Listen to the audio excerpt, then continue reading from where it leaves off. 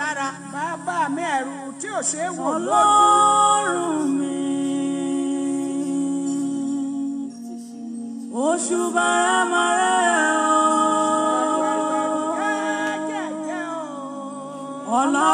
Ọlọ́run mi àwàwàwọ́ Olódùmarè oṣù bàrámàrẹ́ ló gbé Fáráò mi létí òkun pupa. Jìnnìjìnnì rábò ayé Bàbá mi ò kárù jẹ́jẹ́jẹ́jẹ́ o. ó tẹ̀tẹ̀ bomi rí àmọ́. Àràbàríbítí o àárìnrà bàtà Nítorí Mósè àrà tó sọ ní ọ̀run tí ayé mi títí àrà wà àrà wò ó olóhùn àkùrẹ́ o omi mi tó milẹ̀ ayé kìjikìji ọ̀rọ̀gàn jígọ̀ bàbá àwọn ẹrú àdáná fìnà jó àdáná fìnà jà ẹ̀kẹ́rì nínú iná tẹ̀rí bá fún bàbá iná tó jó ìgbà tí ìgbà kò sì rún kẹ̀kẹ́ iná tó gbé Èlíjà lọ sí ọ̀run ọwọ́ kan ṣoṣo tó gbé gbòǹgbò ayé ọwọ́ tó mú àgbẹ̀ jáde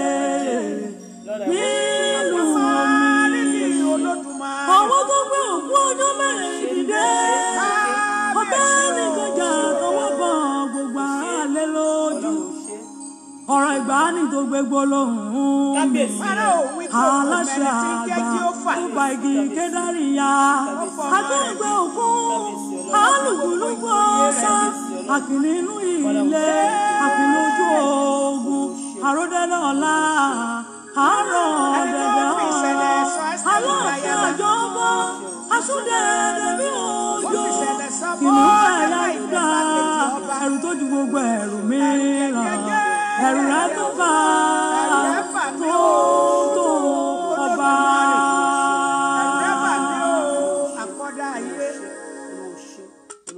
Thank you, Father. Thank you, Holy Spirit.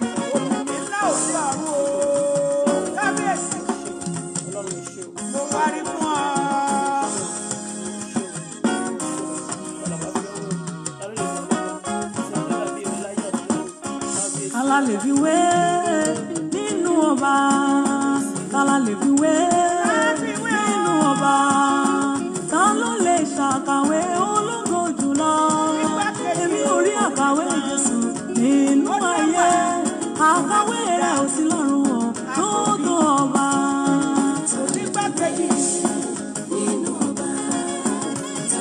Àkàwé rẹ̀ kò tó láyé àti lọ́run.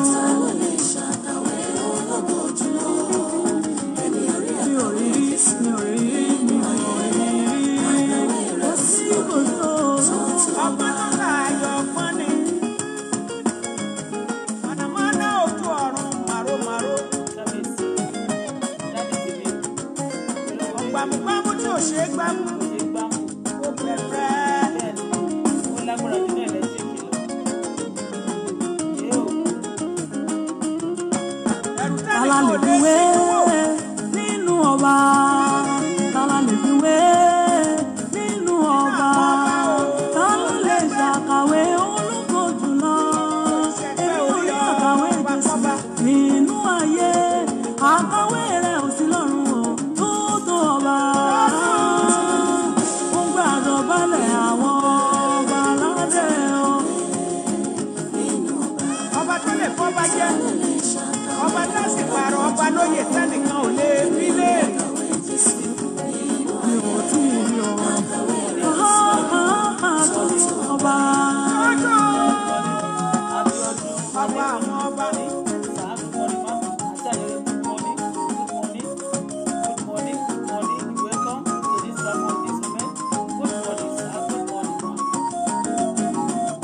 Alágbára tó sọlé ayé ró. Ẹ̀rù jẹ̀jẹ̀ kan bọ́ Ìjọba ìlú yín kì í ṣẹgbẹ́ ọba kọ́ba. Ìjọba ìlú yín ni kì í ṣẹgbẹ́ ọba kọ́ba. Àwọn ọba ayé tó dáadé ò adé lọ́sàn ni. bẹ̀rù bójá tó bọ̀ ọ̀run aláyélúwà. Adé iná ládé rẹ̀ tó tó ọba. Tó tó ọba kábíyèsí rẹ̀ tó tó fún. Lẹ́tà ọ̀run náà. Tó tó fún kábíyèsí rẹ̀ lónìí orílẹ̀-èdè wa. Ló dẹ́rù bá gbogbo ẹ̀rù. Bàbá mi mọ̀ kodo. Olódùmarè. Àjàmọ́jẹ̀bí ànìkan pera rẹ̀ níjà. Bẹ́ẹ̀ni ọba tí ò ṣe é pè níjà fún ara ìlú Ọ̀pọ̀ pera ṣoṣo níjà. kìkìkìkìkì nígbẹ́nu àwọn. Bàbá mi ọmọ oníbàtà kókó kàkà gbèrò ìrè ṣọ́ọ̀ṣì. Ẹ̀wọ̀n wò lórí ogun tó ń la iná kọjá.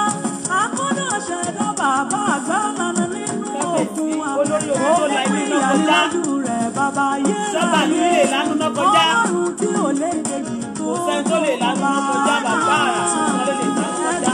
Aláàfin ọ̀run. Ẹ̀rù rẹ̀ kárí ayé, ẹ̀rù rẹ̀ ó gba ọ̀run kan. Ẹ o, ọba táàrí táàrí sí ọwọ́ rẹ̀. Alágbára gbíga.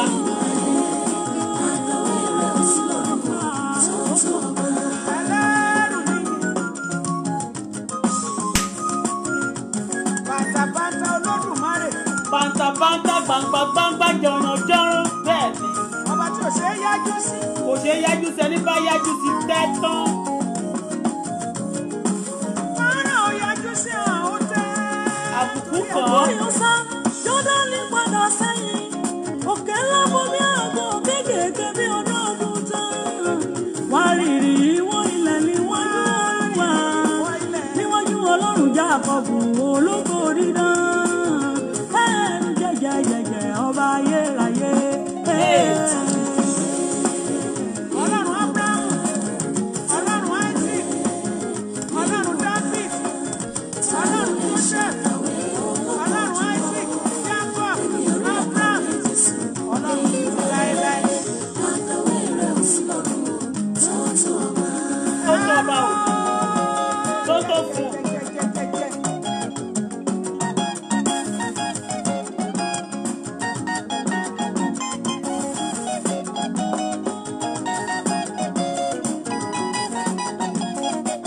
Ẹ̀rù tó gba gbogbo àwọn ọ̀tá Dáníẹ́lì. Tó tó ọba.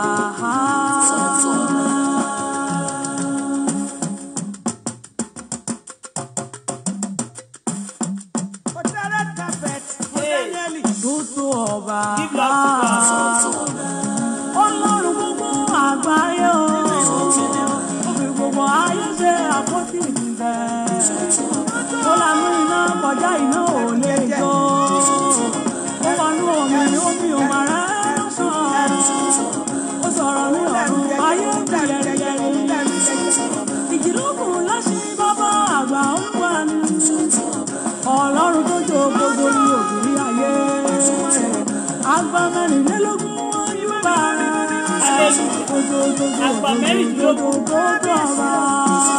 Ìwọ Ọlọ́run Ọlọ́run bọ́lá àárọ̀. Bọ́lá tẹ̀lé. Ọba àtìlẹ́yìn wa. Àìkú àìsá ìpapòdà rẹ̀ lédùn bá rẹ̀ o. Ọlọ́run àtìlẹ́yìn wa ẹgbẹ́ ọba wa.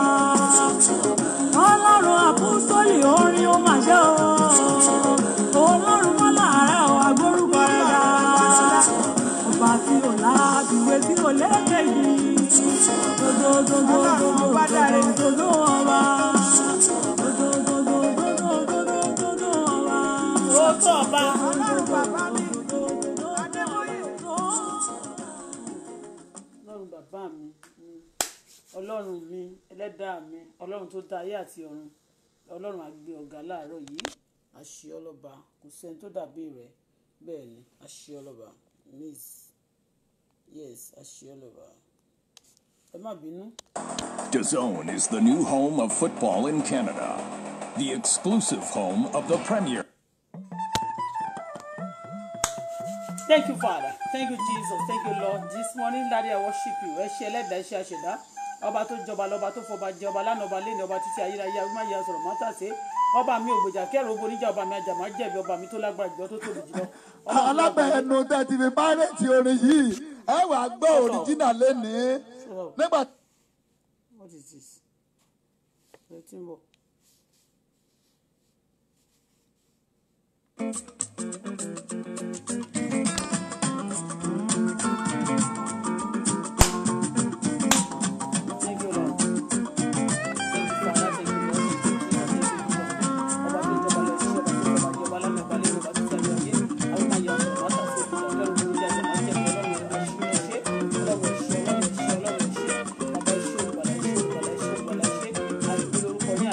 Ọlọ́run gbà, Ọlọ́run gbà, Ọlọ́run gbà.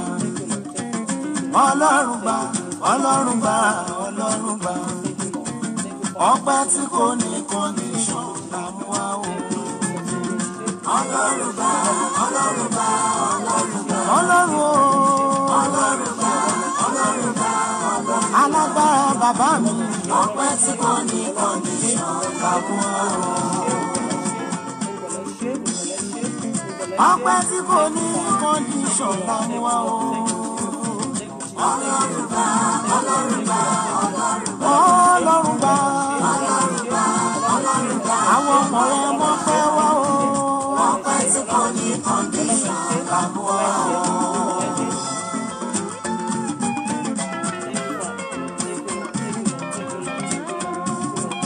Oníṣẹ́ pẹ̀lú ipò tí mo lè wà lọ́wọ́lọ́wọ́. Ó dára bí kò dára, mo yìn ọ́ tọkàntọkàn. Ọlọ́run kò ní ṣe pẹ̀lú ipò tí mo lè wà lọ́wọ́lọ́wọ́. Nínú ẹkún tàbí ayọ̀, mo yìn ọ́ tọkàntọkàn. Torí bí mo bá wà láàyè fún yìnyín àtọ́lá ẹni. Tí mo bá sọ ẹ̀mí mi nù, kò yọ ní kò padà.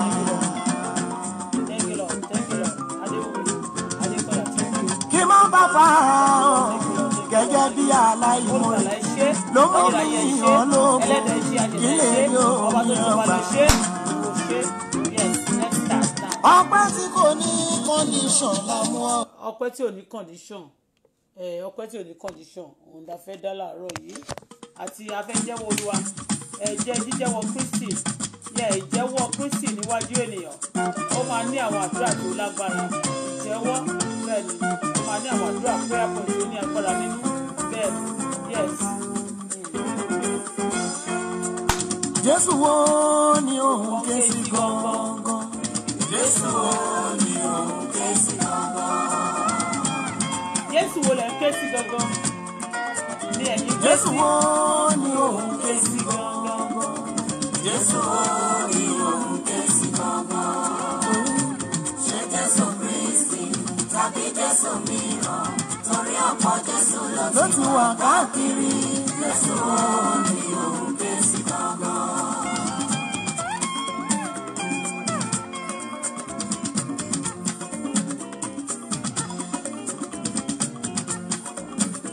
Jésù wo ni òun ké sí gangan? Jésù wo ni òun ké sí gangan? Jésù wo ni òun ké sí gangan jáàmù?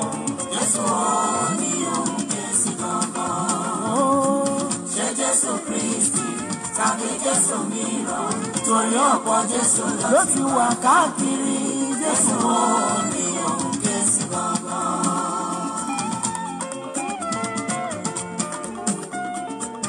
Olùgbàlà ni Jésù Kristi.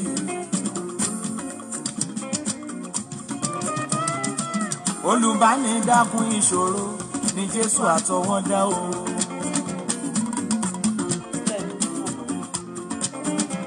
Ǹlẹ́ o ọmọ ìjọ, olórí ìjọ ló ń bá ọ sọ̀rọ̀. Ǹlẹ́ o ọmọ ìjọ tẹ́tí gbọ́ o.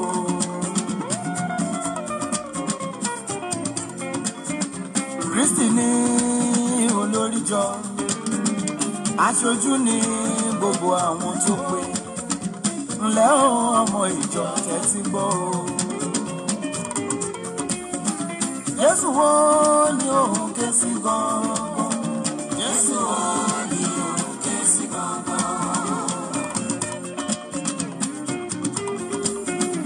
Jésù wo ni òun ké sí gangan sọ fún mi. Jésù wo ni òun ké sí gangan. Ṣé Jésù Kristi tàbí Jésù mìíràn? Torí ọ̀pọ̀ Jésù ló ti wà káàkiri. Jésù wo ni ló ń ké sí gangan.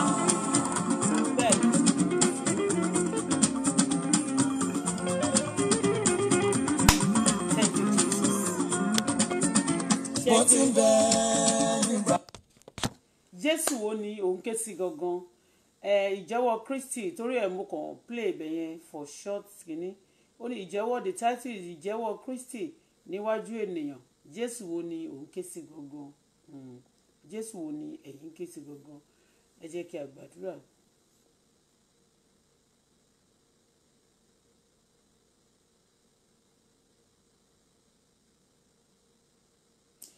Ní orúkọ Jésù, ní orúkọ Jésù, ní orúkọ láti Jésù àbáwá àti Ọlọ́run tó dá ayé àti ọ̀run, ọba tó ju gbogbo ọba ayé lọ, ọba tó dá gbogbo ọba ayé tí ẹnikẹ́ni kò dá, tó lóyún ara ẹ̀ fúnra rẹ̀, tó sọ̀rọ̀ ẹ̀ lórúkọ, ọba tó pọ̀ ní ipá àti agbára, ọba tó ń pa abidà tó ń sọ bìdì, ọba tó tóbi jùlọ, ọba tó ń bẹ lọ́run àti ayé tí ayé àti ọ̀run, bí ayé ti tóbi tó àti ọ̀run ó ṣe tóbi tó ń bẹ ní ọwọ́ rẹ̀, ọba tó tóbi gidi gan ni, ọba tí a kò lè fi wé ohunkóhun, ọba tá kò rí ṣùgbọ́n tí a rí ṣe ọwọ́ rẹ̀, ọba tó ń bẹ nínú ayé tó ń bẹ lọ́run, ọba tó mọ gbogbo tó sì lè ṣe ohun gbogbo, àríra àlá, alágbára gíga, alápá jábìjábì, aláwò tó wọlé ikú tìpìlẹ̀, kábíyèsí ọba mi ọlọ́wọ́ mímọ́, oníwà mímọ́, kábíyèsí ọba tó tóbi jùlọ. Mo dúpẹ́ lónìí o, èmi Bọ́lá Fọláṣadé, èmi ṣe yín lọ́ba nítorí pé ẹ lágbára, torí pé ẹ tóbi, nítorí pé kò sẹ́ni tó dàbí rẹ̀. Ọlọ́run ẹ ṣé, olùgbàlà ẹ ṣé. Mo dúpẹ́ lórí ọmọ tẹ́ ẹ fún mi wọ̀nyí, mo dúpẹ́ lórí ilé mi, mo dúpẹ́ lórí gbogbo àwọn ọ̀rẹ́, mo dúpẹ́ lórí gbogbo ará. Ọlọ́run, mo dúpẹ́ lórí gbogbo àwọn èèyàn tó máa ń wá sí orí ètò mi, mo dúpẹ́ gbogbo àwọn tó fẹ́ mi fẹ́re. Olúwa ẹ ṣé. Father, I say thank you, Lord, because you love me. Thank you because you have a plan for me. Thank you, Lord, because you are good, you are God, you are wonderful, you are excellent, you are powerful.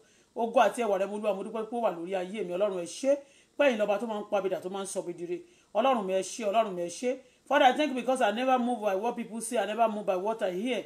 Lord, I move by your word because you will say your thoughts concerning my life. It's of good, not of evil. Thank you, Father. This moment I worship you, Lord. Olùgbàlà ẹ ṣé, olùgbàlà ẹ ṣé, olùgbàlà ẹ ṣé, olùgbàlà ẹ ṣé. Ọlọ́run alágbára ẹ ṣé, Ọlọ́run òtítọ́ ẹ ṣé, Ọlọ́run òdodo ẹ ṣé, alágbára gíga ẹ ṣé, alápá jábíjábí ẹ ṣé, àráwọ̀ tó wọlé ikú tìpìlẹ̀ ẹ ṣé. Father, I say thank you this morning. Lord, I worship you. Olúwa ẹ ṣé, Olúwa ẹ ṣé, Olúwa ẹ ṣé, Olúwa ẹ ṣé, Olúwa ẹ ṣé. Bàbá mi àti Ọlọ́run mi, mo yìn ọ́ lógo fún oore ọ̀fẹ́ tẹ́ fún mi láti máa gbàdúrà ní òru ọ̀gànjọ́. Ọlọ́run ẹ ṣé, olùgbàlà ẹ ṣé, olùgbàlà ẹ ṣé, olùgbàlà ẹ ṣé, olùgbàlà ẹ ṣé. Ọ̀pọ̀ ló fẹ́ oore ọ̀fẹ́ yìí tí wọn kò ní, mí ò fi yọ̀ wọ́n ò mo fi gbé orúkọ tìrẹ ga ní Ọlọ́run, nítorí pé ẹ fẹ́ mi, àánú tẹ́ ṣe fún mi ni. Agbára yín ni, oore yín ni. Agbára mi kọ́, agbára Ọlọ́run ni o. Agbára mi kọ́, agbára Ọlọ́run ni. Bí mo ṣe ń tají lóru ọ̀gànjọ́ láti máa bẹ Ọlọ́run, agbára mi kọ́ o, agbára tèmi kọ́ sẹ́. Agbára Ọlọ́run máa ní o, agbára mi kọ́ rárá. Agbára Jésù ni o, wíwà láyé mi lónìí o, agbára mi kọ́. Bàbá Olúwa, mo dúpẹ́ fún yín, mo yìn yín lógo, nítorí pé wíwà láyé mi agbára yẹn ni. Ẹ̀yin lẹ dá mi sí tọmọtọmọ tilétilé. Ọ̀pọ̀lọpọ̀ ni wọn gbógun tìkù tó eléyìí tí ó ti gbọ̀run lọ. Ọlọ́run, mo dúpẹ́ tẹ́ ẹ jẹ́ kí ayé kó sọ mí dìdàkudà. Ọ̀pọ̀lọpọ̀ ni ò tí ẹ fẹ́ kójú mi ti ẹ̀dánmọ́ tán bá rí mi níta. Ṣùgbọ́n Ọlọ́run ẹ̀ ń bu ẹwà yín lù mí, ẹ sì ń bu ọlá yín sí mi lára. Ọlọ́run ẹ̀ ń ṣe àánú fún mi, ẹ̀ ń tì mí lẹ́yìn, ẹ kò tì mí lójú rárá. Ọlọ́run ẹ̀ ràn mí lọ́wọ́, ó mà ṣe o ẹlẹ́dàá ṣẹ̀dá. Father, Lord, I say thank you this moment. I worship you, Lord. For your glory, I say thank you. For your power, I say thank you. For your presence, Lord, I say thank you. For your good plan concerning my life, I say thank you. I don't move by what people say. I don't move by what I see. Even if you won't pay nobody come to this platform, thank you, Lord, because you are here. Thank you because of us of heaven are here.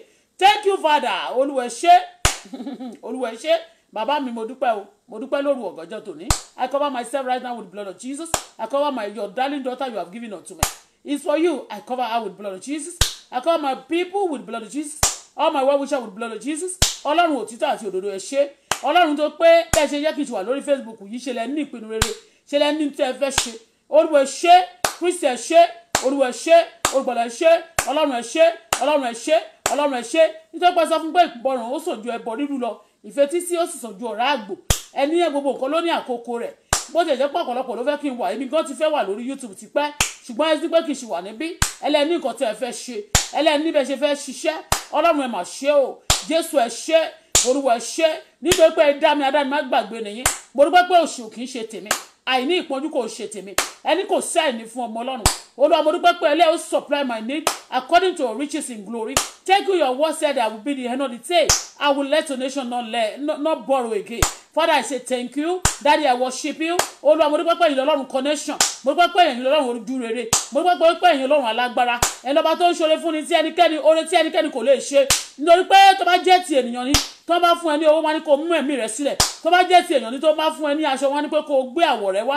Wọ́n ní tó bá jẹ́ ti ènìyàn tó bá fún ẹ ní ohun kan wọ́n sọ pé wọ́n fẹ́ gba ẹ̀mí rẹ. Wọ́n ní pé kó máa fọmọ sán. Ọlọ́run gbọ́n ti yín ò rí bẹ́ẹ̀. Ẹni ìbùkún yín ló máa ń múni láì fi làálàá sí. Ọlọ́run mo dúpẹ́ pé ó bùkún mi láì fi làálàá sí mọ́. Mo dúpẹ́ pé ó gbé mi ga láì sí ìdààmú. Mo dúpẹ́ pé ó ṣàánú fún mi láì sí wàhálà. Ọlọ́run mo dúpẹ́ fún yín o. Bàbá mi àti Ọlọ́run mo gbé yín ga. Lórí ọmọ tẹ́ ẹ fún mi ẹ ṣé. Lórí gbogbo àwọn tó bá wá síbí náà ẹ ṣé o. Lórí àwọn tí ò wá papọ̀ ẹ ṣeun. Ọlọ́run mọ ẹ mà ṣé o. Bàbá mi mo dúpẹ́. Olúwa ẹ ṣé. Oh Lord, I say thank you. Mo wá gbàdúrà ní àárọ̀ yìí fún agbára ẹ̀mí mímọ́ láti máa obey yín, láti máa obey àwọn ènìyàn. Olúwa ní orúkọ Jésù agbára ẹ̀mí mímọ́ tó máa obey yín. Ọlọ́run gbé wọ̀ mí. Mo gbàdúrà ní àárọ̀ yìí Ọlọ́run fún agbára ọ̀tun. Ẹ̀mí mímọ́ tí àkọ̀tun Olúwa gbé wọ̀ mí. Agbára ọ̀tun Ọlọ́run gbé wọ̀ mí. Agbára ojúrere Olúwa gbé wọ̀ mí. Agbára tó ń ṣe rere láyé Olúwa gbé wọ̀ mí. Agbára tí ò kì í kú lọ́mọdé Olúwa gbé wọ̀ mí. Agbára tó máa ń dá ibi padà sí orí oníbi, tó máa ń dá ọfà padà sí orí ọlọ́fà, tó máa ń dá aburú padà sáwọn tó bá ń ṣe lórúkọ Jésù Olúwa gbé wọ̀ mí. Agbára kò ṣe rí bí kò ṣe yájú sí Olúwa gbé wọ̀ mí. Mo wá gbàdúrà fún gbogbo pásítọ̀ àti ẹ̀dákẹ́dà èyí tó bá ń ṣe lòdì sí ayé mi. Mo gbàdúrà fún gbogbo yín pátápátá lórúkọ Jésù tẹ́ bá ń gbàdúrà lòdì sí ayé mi ẹ máa gbẹ dànù lórúkọ Jésù. Ojú yín kó má ṣe rẹwà mọ́ ní orúkọ Jésù. Ògo yín kó ṣámọ́nábálá ní orúkọ Jésù. Mo gbàdúrà lónìí fún agbára ìmọ̀ ní àkọ́tún ju bẹ́ẹ̀ ó ṣe rìn lójú tàtẹ̀yìnwá lọ. Agbára tẹ́ sọ̀kalẹ̀ ní ọjọ́ Pentikọ́sì lórúkọ Jésù la rán sọ̀kalẹ̀ lónìí Olúwa jẹ́ kágbára rẹ kó ṣiṣẹ́ ìdáni kó ṣiṣẹ́ agbára lórúkọ Jésù. Gbogbo ẹnikẹ́ni tó fẹ́ máa lo ọpọlọ òkùnkùn fún mi ọpọlọ yín kó dàrú lórúkọ Jésù. Àìsàn tí ògbógun kó wọnú orí yín ní orúkọ Jésù. Àní kánsà kó jẹ ọpọlọ yín ní orúkọ Jésù. Gbogbo ẹnikẹ́ni tó jẹ́ ní ìkàsẹ́ tó fẹ́ máa lo ọpọlọ ibi fún mi mo gbàdúrà fún gbogbo yín ọ̀run kó crack brain yín ní orúkọ Jésù. Ọ̀run kó crack brain yín ní orúkọ Jésù. Gbogbo connection yín pátápátá kó sọ agbára nù lórúkọ Jésù. Kó sọ network ní orúkọ Jésù. Gbogbo even network lórí ọ̀rọ̀ mi lórí ayé mi lórí àwọn ọmọ lórí ìpè mi lórí ètò ìnáwó mi mo gbàdúrà gbogbo even network ẹ máa disconnect lórúkọ Jésù. Ẹ máa disconnect ní orúkọ Jésù. Ẹ máa disconnect ní orúkọ Jésù. Ẹ máa disconnect ní orúkọ Jésù. Ẹ máa disconnect. Ọlọ́run ẹ̀mí mo gbàkóso. Mo gbàdúrà fún orílẹ̀-èdè Canada lẹ́ẹ̀kan sí àlàáfíà tí ń jọba nílùú ó máa jọba sí ìwọ orílẹ̀-èdè Canada gbọ́rọ̀ Olúwa ire mi nílùú mo gbà ní orúkọ Jésù. Ó níbi tí bá ti fẹsẹ̀ mi sí ire yóò gbà fún mi. Èmi gbáyé mi nílùú Canada ní orúkọ Jésù. Mo gbáyé mi káàkiri àgbáyé ní orúkọ Jésù. Àwọn ọmọ tí Ọlọ́run fún wọn gba wọn ní orúkọ Jésù. Àwọn tó ń bẹ lábẹ́ omi náà Ọlọ́run jọ ire tó tọ́ sí ọ̀run fi fún wọn ní orúkọ Jésù. Àwọn ire ayọ̀ tọ́jú òtòní tí ń ṣe ọjọ́ Friday Olúwa fún mi ní orúkọ Jésù. Ìbànújẹ́ ọjọ́ òní mo kọ̀ ní orúkọ Jésù. Àwọn ọmọ mi kọ̀ ní orúkọ Jésù. Olólùfẹ́ mi kọ̀ ní orúkọ Jésù. Gbogbo àwọn tó bá fẹ́ fẹ́ wọn kọ̀ ní orúkọ Jésù. Ọlọ́run ilé máa gbé mi ga tí ẹnikẹ́ni kò sí lè rẹ̀ sílẹ̀. Mo fẹ́ kẹ́ gbé mi ga ju tàtẹ̀yìnwá lọ financially, materially, morally and spiritually. Olúwa gbé mi ga ní orúkọ Jésù. Bàbá gbé mi ga ní orúkọ Jésù. Ọlọ́run tó máa ń pọ́n nílé Olúwa pọ́n mi lé ní orúkọ Jésù. Olúwa pọ́n ọmọ mi lé ní orúkọ Jésù. Olúwa pọ́n mi lé ní orúkọ Jésù. Olúwa pọ́n mi lé ní orúkọ Jésù. Gbogbo ẹni tó gba kọ́ńtàtì òkùnkùn láti yẹ̀yẹ́ mi láti máa yẹ̀yẹ́ mi mo gbàdúrà fún yín lónìí ọ̀run kó yẹ̀yẹ́ yín lórúkọ Jésù. Mo gbàdúrà ẹ̀sìn fún yín ẹ máa ṣe ẹ̀sìn ní orúkọ Jésù. Ẹ máa kàbùkù ní orúkọ Jésù. Gbogbo ẹnikẹ́ni tá bí nínú obìnrin tó bá lò máa yẹ̀yẹ́ mi àbí tó bá lò máa yẹ̀yẹ́ mi mo gbàdúrà fún gbogbo yín ẹ máa dẹni ẹ̀sìn àti ẹni yẹ̀yẹ́ ní orúkọ Jésù. Ọ̀run kọlù yín ní orúkọ Jésù. Ọ̀run wó yín palẹ̀ ní orúkọ Jésù. Ọ̀run kàn yín lábùkù ní orúkọ Jésù. Gbogbo masquerade enemy àmàgàdà bòsó tàyèbà mo gbàdúrà fún ẹ̀yin ọ̀tá tẹ́ faṣọ bojú tẹ́ ń gbégún ọ̀tá mi tó ń gbégún ọ̀run gbaṣọ lójú rẹ̀ ọ̀tá mi tó ń gbégún ọ̀run gbaṣọ lára rẹ̀ gbogbo ọ̀tá tó ń fojú wọn gbogbo ọ̀tá tó ń pamọ́ tó fi ẹ̀kú wo bojú rẹ̀ tó faṣọ bojú rẹ̀ tó ṣe bí eégún láti má jẹ́ kó lè dáhùn mọ́ Ọlọ́run tó dá ayé àti ọ̀run gbaṣọ lójú wọn lónìí ọ̀run gbaṣọ lára wọn lónìí àṣírí ọ̀tá bẹ́ẹ̀ má jẹ́ ó bò mọ́ ọ̀run tú láṣírí ọ̀run já sí ìwòwò gbogbo ẹ̀yin ọ̀tá mi ẹ máa rìn ìwòwò lórúkọ Jésù. Mo gbàdúrà pẹ̀lú àṣẹ ọ̀rọ̀ lónìí mo ní ẹ̀yin ọ̀tá mi ẹ máa rìn ìwòwò ní orúkọ Jésù. Ọ̀tá tó dìde sí mi lórí ọmọ ẹ máa rìn ìwòwò ní orúkọ Jésù. Ọ̀tá tó dìde sí mi lórí ọkọ ẹ máa rìn ìwòwò ní orúkọ Jésù. Ọ̀tá tó dìde sí àwọn olólùfẹ́ mi ẹ máa rìn ìwòwò ní orúkọ Jésù. Gbogbo ẹ̀yin ọ̀tá tó dìde sí ìpè mi tó dìde sí ọjọ́ ayé tó dìde sí ògo mi ẹ máa rìn ìwòwò ní orúkọ Jésù. Ẹ máa rìn ìwòwò ní orúkọ Jésù. Ẹ máa rìn ìwòwò ní orúkọ Jésù. Ẹ máa rìn ìwòwò ní orúkọ Jésù. Ẹ máa rìn ìwòwò ní orúkọ Jésù. Tó ṣàlèbè ọ̀rọ̀ tòní Ọlọ́run báwọn èèyàn rẹ̀ sọ̀rọ̀ bẹ́ẹ̀ mi náà sọ̀rọ̀ má fi mí sílẹ̀ nígbà tí o bá ń ṣiṣẹ́ fún àwọn ènìyàn Olúwa jọ̀ọ́ dá mi sí nígbà tó bá ń dáàbò bo àwọn ènìyàn Ọlọ́run jọ̀ọ́ nígbà tí oore bá dé fún mi má jẹ́ kí n di òkú o àwọn tó fẹ́ mi fẹ́rẹ̀ ẹ gbọ́rọ̀ Olúwa rèé o ẹ ò ní dòkú ibi Ọlọ́run ṣe fẹ́ sọ̀rọ̀ lónìí ọ̀run yóò jẹ́wọ́ ara rẹ̀ bí a ṣe máa jẹ́wọ́ Kristi lónìí ní Olúwa àti olùgbàlà mi mo jẹ́wọ́ Kristi lẹ́ẹ̀kan sí pé ìwọ ni Olúwa àti olùgbàlà mi Jésù ni Olúwa àti olùgbàlà mi Ọlọ́run tó dá ayé àti ọ̀run ẹ̀yin ni Olúwa àti olùgbàlà mi ẹ̀yin lẹ fún mi lọ́mọ ẹ̀yin lẹ fún mi lọ́lá ẹ̀yin lẹ fún mi lówó nítorí pé owó bẹ́ẹ̀ ni ohun tí ènìyàn dá ni ṣùgbọ́n ohun tó dára jùlọ òun náà ni àlàáfíà òun náà ni ìmọ̀ òun náà sì ni ọgbọ́n òun náà sì ni ìbẹ̀rù Ọlọ́run tó sì ń ṣe ìpilẹ̀ṣẹ̀ ọgbọ́n Ọlọ́run mo dúpẹ́ fún gbogbo ohun tẹ́ ẹ fún mi láyé fún ọlá fún ògo fún ìmọ̀ fún òye fún àlàáfíà fún ojú rere Olúwa fún gbogbo oore tẹ́ ẹ ti ṣe sínú ayé mi fún èdè máa tún ṣe olùgbàlà ẹ ṣé mo yàn ọ́ lógo lónìí o mo ṣe yín lọ́ba nítorí pé ẹ̀yin lẹ máa ń pè ní òpòrọ́mọ níṣẹ́ fi àyà tí ọba mi tó rán mi níṣẹ́ tó ti máa fàyà tì mí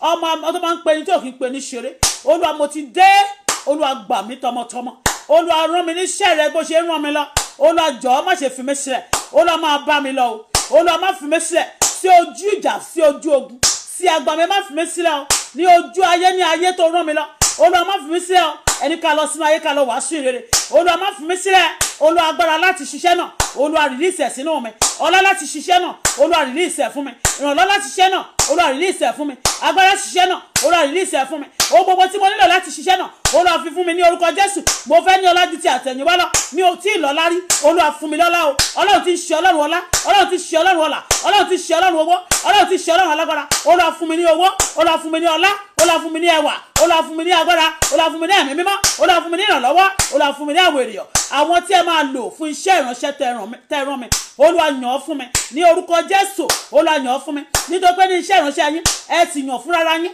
bẹ́ẹ̀ ni mo gbàdúrà àní àwọn èèyàn tí mo nílò tí ìpè mi nílò tí ayé mi nílò tí ọmọ mi nílò tí ìránṣẹ́ mi nílò àní sẹ́tì èmi nílò tí mo nílò financially tí mo nílò materially tí mo nílò morally and spiritually mo fẹ́ kẹ́ yàn fún mi tẹ́ bá ti yàn fún mi kò ní sí ìdààmú mọ́ tẹ́ bá ń darí mi kò ní ṣẹ́wu fún mi tẹ́ bá ń darí mi ayọ̀ ló máa jẹ́ ti tèmi Ọlọ́run ràn mí lọ́wọ́ o òun ọmọ níṣẹ́ fàyàtì Olúwa ràn mí lọ́wọ́ Olúwa fàyàtì mi má dá mi dá Olúwa ṣàánú fún mi ẹ tí bá lọ máa tẹ̀ mí mọ́lẹ̀ láti gòkè àbí tó lọ fẹ́ bọ ògo mi já ọ̀run jẹ́ kó ń lọlẹ̀ ilẹ̀ kó gbé wọn mẹ́ lójijì ẹjọ́ aya ẹ dá sí ọ̀rọ̀ Mọ́díkáì bẹ́ẹ̀ ni Hámánì di ẹni ó di òkú lójijì ẹ dá sí ọ̀rọ̀ Ẹ́sítà àní Hámánì di òkú lójijì ẹ dá sí ọ̀rọ̀ ọmọ Ísírẹ́lì bẹ́ẹ̀ ni Fáráò náà di òkú mo gbàdúrà lónìí o Olúwa lójijì Olúwa dá sọ̀rọ̀ tèmi Bọ́lá Fọláṣadé lójijì Olúwa dá sí yá ayé mi padà sí rere yí ìpín mi padà sí rere yá ìyàmọ́ mi padà sí rere yá ìyàmọ́ mi padà sí rere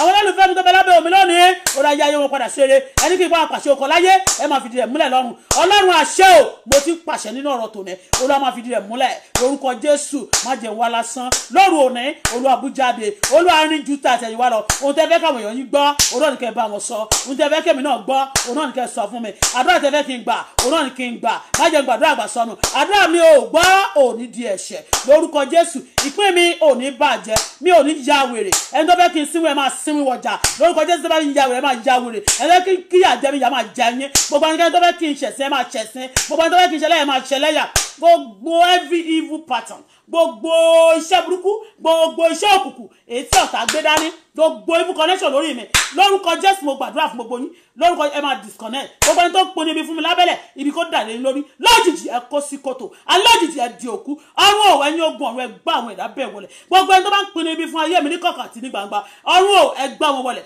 Ọlọ́run ọ̀run ẹ gbá wọn wọlẹ̀ ẹ̀yin ogun ẹ gbá wọn wọlẹ̀ ẹ dìde togun Ọlọ́run ẹ dìde tìjàtìjà.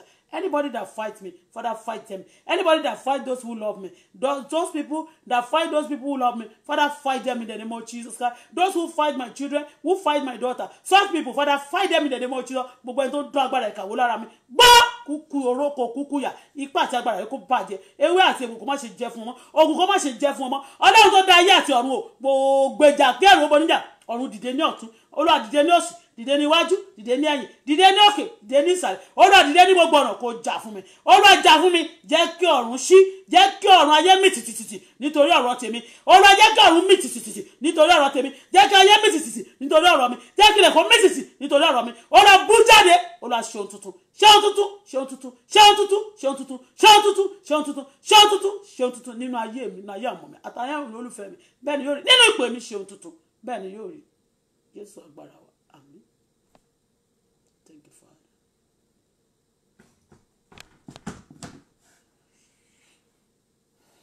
Thank you, Jesus. In Jesus' wonderful name, we pray. Amen.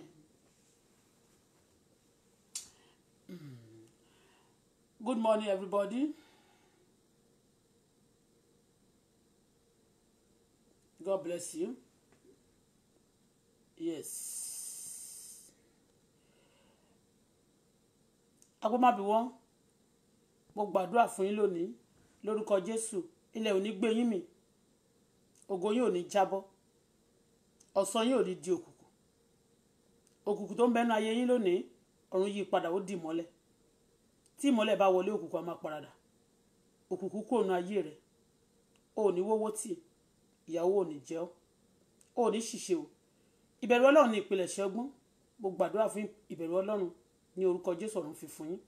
Àwọn ọ̀tá tó fẹ́ máa ṣe bí ọ̀rẹ́ sí yín, tó ń gbé aṣọ wọ̀, tó ń gbé aṣọ ẹ̀kú wọ̀, Ọlọ́run gbaṣọ lójú wọn. Every enemy masquerading enemy against your life, against your progress, the Almighty expose them. Ó gbaṣọ náà ní ara wọn. Ọ̀run já ọ̀tá yín sí ìwòwò.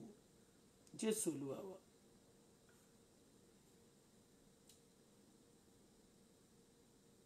I want you to share my program. If I pray for you,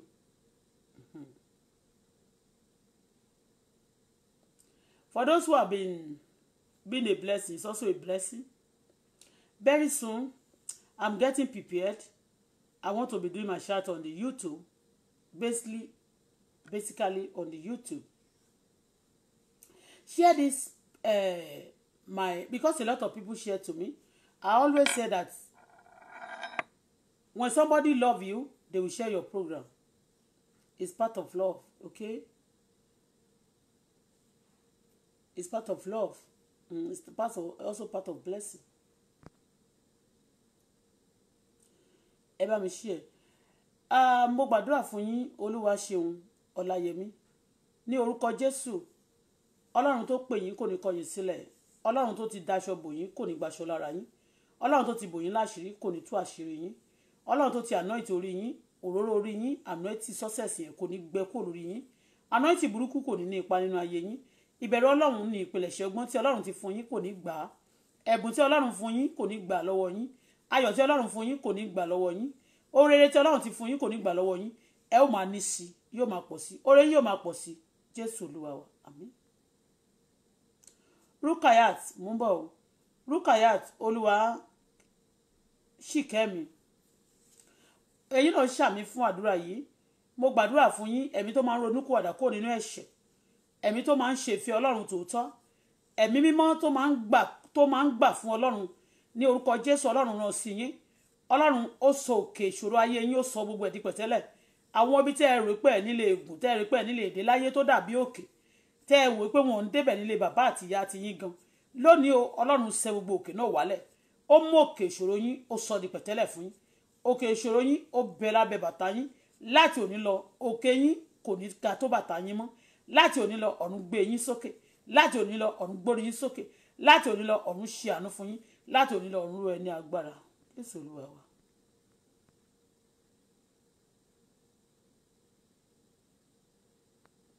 Yes, ma. God bless you too, ma.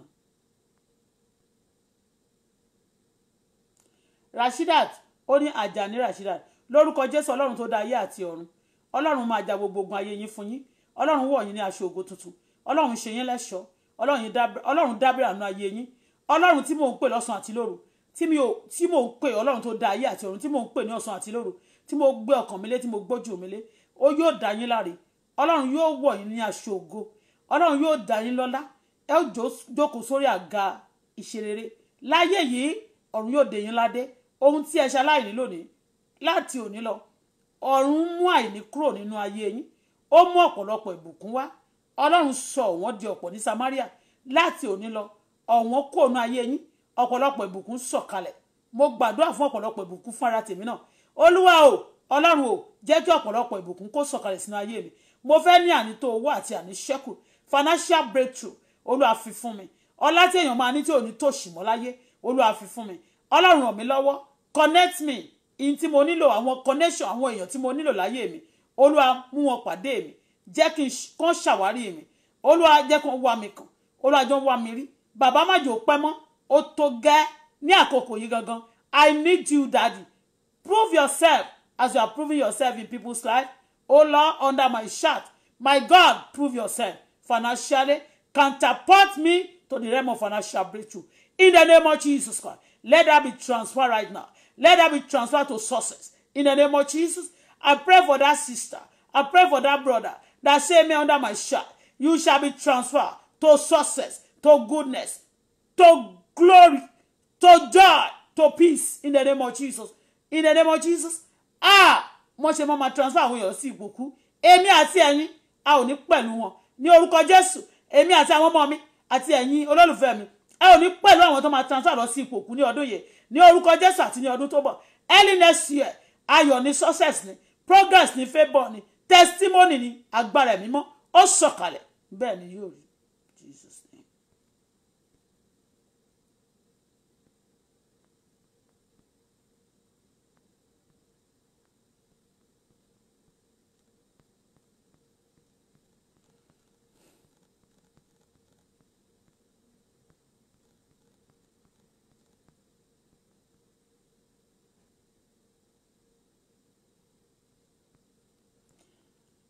Mo ń worúkọ àwọn tó ṣàmì.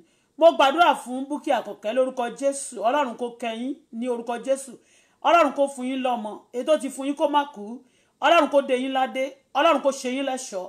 Ọlọ́run kó dá yín lọ́lá. Ọlọ́run kó sọ yín di mímọ́. Ọlọ́run kó fún yín lágbára. Ọlọ́run kó fi ìbẹ̀rù ẹ̀ sókàn àyà yín. Ọlọ́run kó dì yín ní àmùrè. Ẹ ò ní kú pẹ̀lú ọ̀tá.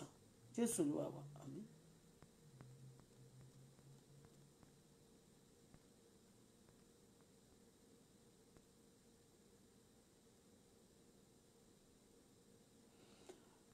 Ọlájídé Ẹgbọ́rọ̀ Olúwa. Ọlọ́run sọ pé kí n sọ fún yín pé ó tó gẹ́lẹ́, kò ní sí ìbànújẹ́ mọ́, kò ní sí ọ̀wọ́n mọ́, ó ní ọ̀pọ̀lọpọ̀ ni yóò wà. Òjò pé kò rọ̀, kò ní jẹ́ ti mọ́, ó ní ọ̀run yín ṣí, ó ní èmi ti ṣí fèrèsé ọ̀run sílẹ̀ láti rọ òjò ìbùkún sí ilé yín lórúkọ Jésù. Ó lẹ́ni ànító àti àníṣẹ́kù. Ọlọ́run tó pẹ́ ṣèlérí fún arákùnrin yàbí arábìnrin yìí gan. Èmi náà fẹ́ ìlérí báyìí. Àníkẹ́ jẹ́ kí ọ̀run mi ṣí. Òjò ìbùkún tó jẹ́ ti ọlá ti owó, tó jẹ́ ti ṣe rere. Olúwa jẹ́ ó bẹ̀rẹ̀ sí rọ̀ sórí ayé mi. Àwọn ibi tán sọ pé mi nílé dé mọ́ láyé. Olúwa mú mi débẹ̀ kó mú mi kọjá bẹ̀. Maintain my step. Maintain my life. Lord, let me be spending from your account because you never run dry. Ẹ̀yin tẹ́ dá ayé àti ọ̀run, tẹ́ dá ọlá, tẹ́ dá ògo, ẹ lè run dry. Daddy, I want to be spending from your purse. Father, bàbá gbé àkáǹtì yín sílẹ̀ fún mi. Ọlọ́run mi ò gbogbo bàbá àti ìyá àwọn ènìyàn tó bá fẹ́ràn ọmọ rẹ̀ ló máa ń gbé àkáǹtì wọn sílẹ̀ fún ọmọ wọn pé kó máa ná. Mo gbàdúrà lónìí Ọlọ́run mi, bàbá mi tí mo mọ̀, ìyá mi tí mo mọ̀, tó dáyà àwọn ìyáláyà àti ayé. Mo gbàdúrà fún yín, mo bẹ̀bẹ̀ láti ọ̀dọ̀ yín lónìí. Ọlọ́run mi ò, ẹ jọ̀ọ́ mo fẹ́ àkáǹtì yín láti máa náwó láti bẹ̀. Olúwa fún mi ní báǹkì àkáǹtì yín. Ọlọ́run fún mi ní àkáǹtì tirẹ̀ láti máa náwó ní ibẹ̀. Àwọn bàbá tó bá ní agbára láyé tó mọ ewé àti egbò náà wọ́n gbé àkáǹtì wọn fún ọmọ wọn, wọ́n ní kó máa lò ó. Olúwa mo fẹ́ àkáǹtì yín. Ọlọ́run jọ̀ọ́ nígbà tí Èlíṣà náà nígbà tí Èlíṣà torí pé Èlíjà ti fẹ́ kó láyé, ó ló fẹ́ máa lọ, ó ń tẹ̀lé, ó ní mo fẹ́ double portion, ó ní kí ló fẹ́, ó ní kó padà lẹ́yìn mi. Nígbà tí kẹ̀kẹ́ náà ti dé ló fẹ́ gbé Èlíjà lọ, ó ní double portion ni mo fẹ́, nítorí pé Èlíjà kò fẹ́ kó tẹ̀lé òun lọ, ó wá fún ní double portion of anointing. Èmi náà fẹ́ máa ná nínú àkáǹtì yín, mo fẹ́ máa ṣe jọ̀lọ̀jọ̀, mo fẹ́ máa ná nínú báǹkì àkáǹtì yín. Ọlọ́run tó dá ayé àti ọ̀run, ọ̀pọ̀lọpọ̀ ló ń wá ọlá lọ sí ọ̀dọ̀ ènìyàn, ṣùgbọ́n mi wá sí ọ̀dọ̀ yín. Tẹ́ bá ṣe tán láti fún mi, bẹ́ẹ̀ ni tẹ́ bá sì ti fún mi ní ọlá, bẹ́ẹ̀ ni ẹni máa jọrọ̀ kèfèrí o, bẹ́ẹ̀ ṣe sọ ẹni máa sì mọ̀ mọ́ ọba. Mo gbàdúrà Ọlọ́run mi, mo fẹ́ máa ná láti àkáǹtì yín tó pé ẹ ò lè broke, ẹ ò lè run dry. Àkáǹtì ni mo fẹ́ máa ná, mo fẹ́ káwọn ọmọ mi máa ná láti àkáǹtì yín, mo fẹ́ káwọn olólùfẹ́ máa ná láti àkáǹtì yín. Open share kẹ́ máa fún mi ní gbogbo ìgbà lórúkọ Jésù. Olúwa ṣe bẹ́ẹ̀ fún mi. Ọlọ́run o, mo gbàdúrà fún àwọn ogun ọ̀run tó máa ń ta ọjà náà lórúkọ Jésù. Olúwa kéde ọjà tí mo ta. Ọlọ́run o, ìpè tẹ́ ẹ pè mí, Ọlọ́run fúnra rẹ̀ kéde rẹ̀ lórúkọ Jésù. Ẹ̀yin tẹ́ ti kéde àwọn tàyànfẹ́ kan lórúkọ Jésù. Olúwa dá èmi náà pọ̀ mọ́ àwọn èèyàn fẹ́ rẹ̀ lónìí o. Agbára tẹ́ fi ń yan ni, tẹ́ fi ń fẹ́ ní tọkàntọkàn. Olúwa fi fún mi lónìí o. Agbára ojú rere, ohun tí mo máa ṣe tí ó máa yàn ọ́, tí ó máa jẹ́ kó fẹ́ràn mi ju ti àtẹ̀yìn wá lọ. Ọlọ́run gbé wọ̀ mí. Mo gbàdúrà fún arákùnrin yẹn, ẹni ọ̀run rẹ̀ ṣí. Ó rà jẹ́ kọ́run tèmi náà ṣí o. Ọ̀run mi ṣí ní orúkọ Jésù. Èmi ò fẹ́ jẹ́ àpèrò sọ́kàn lásán o. mo fẹ́ kọ́run tèmi ṣí ní orúkọ Jésù torí ẹni tó bá máa dáṣọ fún ènìyàn tọ́rọ ẹ̀ lá máa wò mo fẹ́ kó ṣe mí lẹ́ṣọ̀ọ́ ọlá àti owó kó ṣe mí lẹ́ṣọ̀ọ́ agbára ẹ̀mí mímọ́ kó ṣe mí lẹ́ṣọ̀ọ́ ọ̀rọ̀ àti àṣẹ kí n wí bẹ́ẹ̀ kó máa jẹ́ bẹ́ẹ̀ agbára tó máa ń ṣe bẹ́ẹ̀ tó máa ń wí bẹ́ẹ̀ tó máa ń jẹ́ bẹ́ẹ̀ agbára wà agbára wò ó agbára ọmọ Ọlọ́run ni agbára Ọlọ́run ń dáhùn lórúkọ Jésù Olúwa gbé wọ̀ mí agbára Ọlọ́run ṣe bẹ́ẹ̀ ju tàtẹ̀yìnwá lọ Ọlọ́run gbé wọ̀ mí agbára tó ju ti náà chita sí lọ agbára ńlá Olúwa gbé wọ̀ mí agbára tó ń jí òkú dìde agbára tó ń sọ òkú di alààyè agbára tó ń sọ alààyè di òkú Olúwa gbé wọ̀ mí Olúwa gbé wọ̀ mí Olúwa gbé wọ̀ mí agbára tó máa mú kí àwọn ìkà kó máa di òkú nígbà tó bá pàṣẹ ọ̀rọ̀ tó máa mú wá sí ìmúṣẹ àwọn tó máa mú kàjẹ́ èmèrè àwọn ìkà àwọn alágbára ayé tó máa ń dán Ọlọ́run wò tó máa ń ṣe ìkà fún àwọn èèyàn láyé tó máa mú kó rí èèyàn kan ṣubú níwájú rẹ̀ kó máa tẹríba agbára iná ni agbára Ọlọ́run alààyè ni Olúwa gbé wọ̀ mí agbára kò ṣeé rí fín rárá agbára kò ṣeé yájú sí agbára kò ṣeé kọlù agbára kò ṣeé dánwò Olúwa gbé wọ̀ mí agbára kò ṣeé kọlù agbára kò ṣeé yájú sí agbára kò ṣeé kọlù Olúwa gbé wọ̀ mí agbára ọlá tí a jẹ ní kòkòrò àní ọlá tí kòkòrò ajẹni kò lè jẹ mọ́ tí àwọn ìkà ò lè wọ ọbẹ̀ mọ́ tí àwọn kankanwà àti dìvọ́rà àti kan ayé kò lè jẹ ó ní mo fẹ́ o Olúwa fún mi bákan kan tiẹ̀ lónìí Olúwa sọ̀kalẹ̀ fún mi Olúwa jẹ́ máa ná láti àpò rẹ̀ bàbá mi àti Ọlọ́run mi àti náwó má jẹ́ onira fún mi mọ́ àti rà má jẹ́ onira fún mi mọ́ àti kọ́ Olúwa má jẹ́ onira fún mi mọ́ àti gbàdúrà Olúwa má jẹ́ onira fún mi mọ́ àti máa ṣe rere má jẹ́ onira fún mi mọ́ àti máa fìfẹ́ wọn má jẹ́ onira fún mi mọ́ Olúwa gbàkóso. Thank you Father, I worship you. Ẹni ọ̀run arákùnrin yẹn ṣí gbọ́ wọn lára arákùnrin Jídé wọn ní ọ̀run rẹ̀ ṣí o ọ̀run rẹ̀ ṣí o sì ní kú nígbà tó ògo rẹ̀ dé ògo ó rògo olùdọ́jọ́ alẹ́ ó fi lọ́mọ lọ́wọ́ ó máa bẹ̀rù Ọlọ́run ìbẹ̀rù Ọlọ́run ní ìpìlẹ̀ ṣe ọgbọ́n in Jesus name.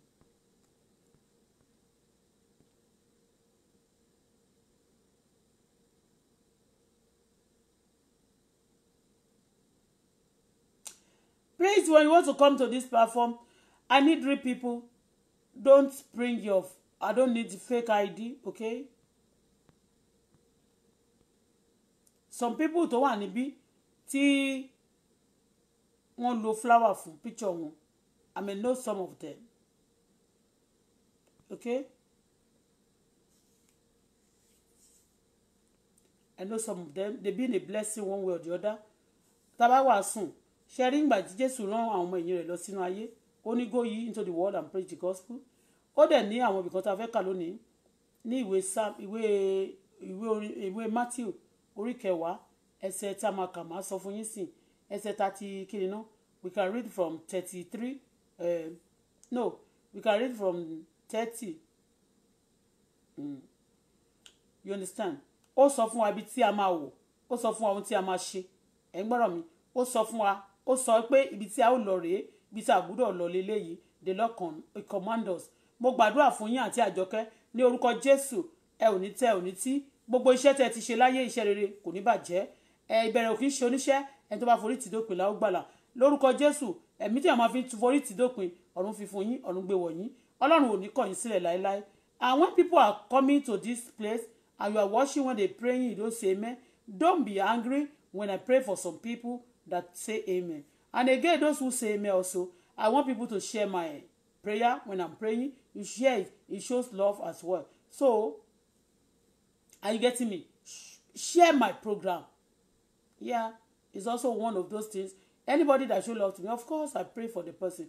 And I will pray. Although Ọlọ́run rán mi ní iṣẹ́ sí àwọn kan tó yẹ pé either they love you or they hate you, you send message to them. You understand me? So, iṣẹ́ tèmi kọ́ ni o iṣẹ́ Olúwa ni ẹ lè mọ̀ pé for somebody to be praying ọ̀tọ̀ ni preaching ọ̀tọ̀ ni prayer preaching to the people you can preach to the people preach to everybody your preaching goes to everybody but your prayer doesn't go to everybody you can't pray for everybody that's how God gave everybody's mouth to pray for yourself okay operation do it yourself ó ní ẹ gbàdúrà láìsinmi àti láìsàárẹ̀ kò sọ pé máa gbàdúrà fún àwọn ènìyàn láìsinmi àti láìsàárẹ̀ ó ní ẹ gbàdúrà láìsinmi àti láìsàárẹ̀ tí mo bá ń gbàdúrà mi ò ṣakọ o Ọlọ́run ni mò ń gbà fún tí a bá ń gbàdúrà ní gbogbo ìgbà fún àwọn ènìyàn náà kàn ṣe kiri kàn ṣe program wa kàn lè fìfẹ́ wọn sí wa love is give and take.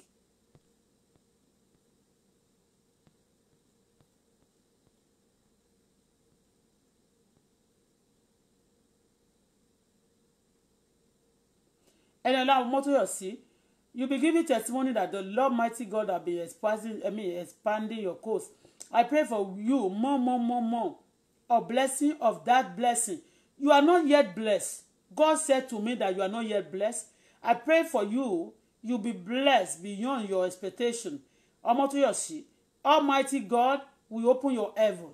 Almighty God will connect you. You'll be more richer than your father and your mother. You'll be more richer among your mommy children, among your father children. The Almighty God will raise your head. Ore òjijì bí Ọlọ́run ṣe máa ṣe fún ẹ. Mi ò mọ̀, ṣùgbọ́n Ọlọ́run sọ pé òun yóò ṣe fún ọ. Ipe gbogbo ibi tó wà nísinsìnyí yóò dàbí ibi tó kàn kó nǹkan síbi pantry. Ó yóò máa dàbí pé eléyìí Ọlọ́run ní mo fẹ́ ṣe nǹkan fún ọ, yóò ṣe fún ọ. Bàbá yóò ṣe ohun rere tí ọkàn rẹ ń fẹ́. Láti òní lọ Ọlọ́run yóò dá ọ lóhùn, yóò gbórí rẹ sókè. In Jesus' name.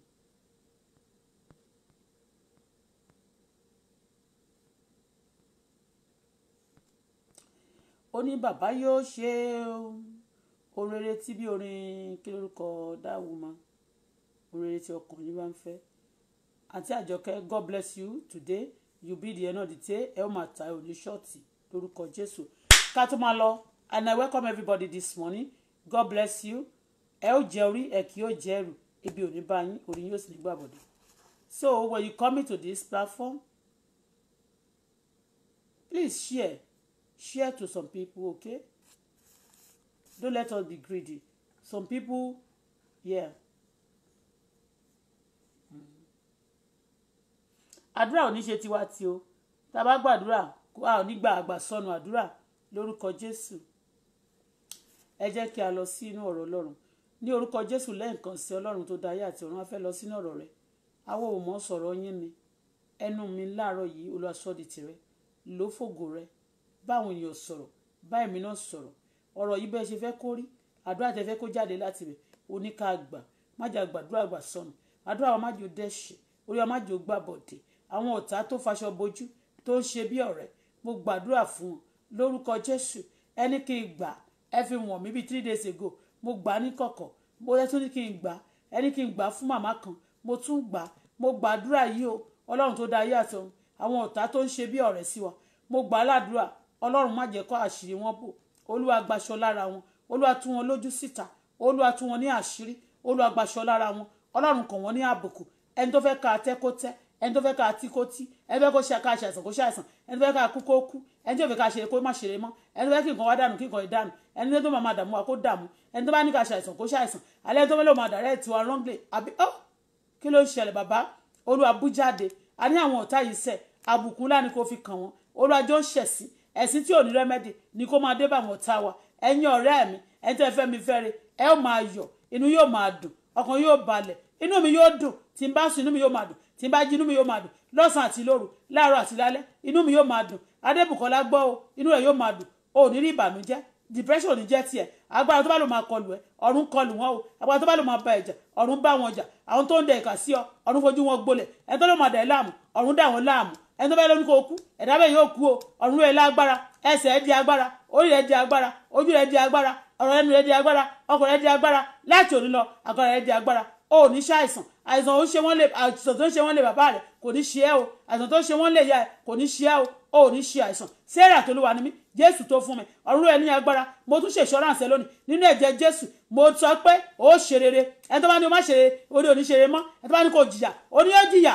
ọ̀run já àwọn ọ̀tá rẹ̀ bọ́ lórúkọ Jésù. Ìwọ ga ogòkè, ó tẹ́gbẹ́, orí jẹ, orí mu, ó máa dán, ẹni tó bá ní kò má dán, yóò ṣàláwọ̀, yóò ṣàkú, ẹni tó bá ní kò ní má ní ìmọ̀, kò ní ìmọ̀ mọ́, ọpọlọ ẹ̀dá bẹ́ẹ̀ yóò ja wèrè, ẹ̀dá bẹ́ẹ̀ yóò ní tumor of the brain. Ìwọ ní ọgbọ́n, oní ìmọ̀, oní òye, ebi ò gbógun ti ọmọ ọlọ́mọ, ẹni tó bá gbógun ti àwọn ọmọ mi, ẹni tó gbógun ti ẹ, ọ̀run gbógun ti wọn, ẹni tó gbógun tèmi náà, èmi ò gbógun ti yan o, ẹni tó gbógun tì mí, ọ̀run gbógun tì yín, Ọlọ́run ìmọ̀ fún mi ní ìmọ̀, gbogbo àyíká àti àyídà ọ̀run gbà fún ara rẹ̀, inú ilé yìí Olúwa gbà fún ara rẹ̀, àyíká ilé mi àní fúláàtì Olúwa gbà fún ara rẹ̀, ìlú Canada tìrẹ ni Olúwa máa jọba lọ, àníṣe ayọ̀ mi, ọlá mi, owó mi, ṣeré mi nínú Canada Olúwa fi fún mi, àní ohun tẹ́fẹ́ kí n ṣe tí ohun òkìkí rẹ yóò máa búyọ nínú ayé mi, ọlá yóò fara wọn, Olúwa jẹ́ máa ṣe, darí mi bàbá, ọ̀rọ̀ tẹ́fẹ́ káwọn èèyàn gbọ́ lónìí, jẹ́ kí wọ́n gbọ́, báwọn pàdé ṣẹ́ ogun ẹlẹgbẹ́ wa dìde fún ìṣubú àwọn kan, ìdèdè àwọn ẹlòmíràn, àwọn èèyàn rere tó ń gbọ́ lábẹ́ omi, ẹ gbọ́rọ̀ Olúwa, ẹ ó máa ga ni, ẹ ò ní ṣubú, ẹ ó máa ga ni, ẹ ò ní ṣubú, ẹ ó máa ga ni, ẹ ò ní ṣubú, gbogbo ẹni tó fẹ́ mi fẹ́re, ẹ gbọ́ o, ẹ ó máa ga ni, ẹ ò ní ṣubú, ojú ò ní tì yín, ìyà ò ní jẹ yín, ara ò ní ní yín, bẹ́ẹ̀ ni yóò rí, ọ̀run ṣàìsí Thank you for that this morning. You answer prayer. You are so wonderful. You are so excellent. Báwo èèyàn sọ̀rọ̀, bẹ́ẹ̀ mi náà sọ̀rọ̀. Tú wa sílẹ̀, jẹ́ kí ọ̀rọ̀ rẹ bó ṣe ń jáde lọ báyìí kó máa mú wa lára dá. Ẹ̀yin aláìsàn tẹ́ bá ń bẹ lábẹ́ omi, ẹ gba ìwòsàn.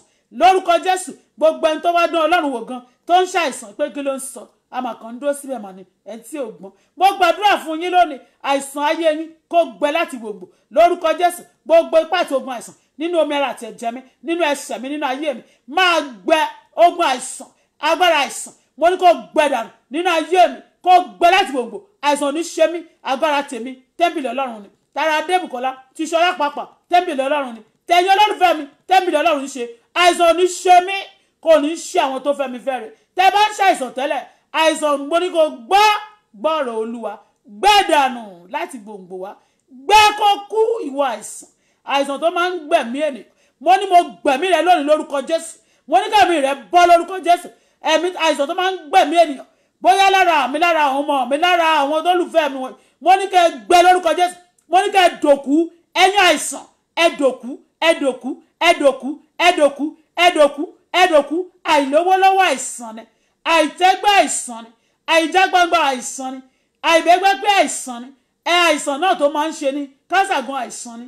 Àní ohunkóhun tó lè jẹ́ àìsàn, kéèyàn má lè sùn àìsàn ni. Àníṣe kó má ronú jẹjẹ àìsàn ni, kó má raṣọ àìsàn ni, kó tajà kó má ta àìsàn ni, kó pèpè kó má rẹni dá àìsàn ni. Mo gbàdúrà ìwọ àìsàn, kí àìsàn tó bá ń bẹnu ayé mi, tó ń bẹnu ayé ọmọ mi, tó ń bẹnu ayé àwọn olólùfẹ́ mi wọ̀nyí, lórúkọ Jésù ẹ máa gbẹ dànù. Lórúkọ Jésù, ìwọ àìsàn, mo ní kó gbẹ, mo ní kó gbẹ, mo ní kó gbẹ, mo ní kó gbẹ, mo ní kó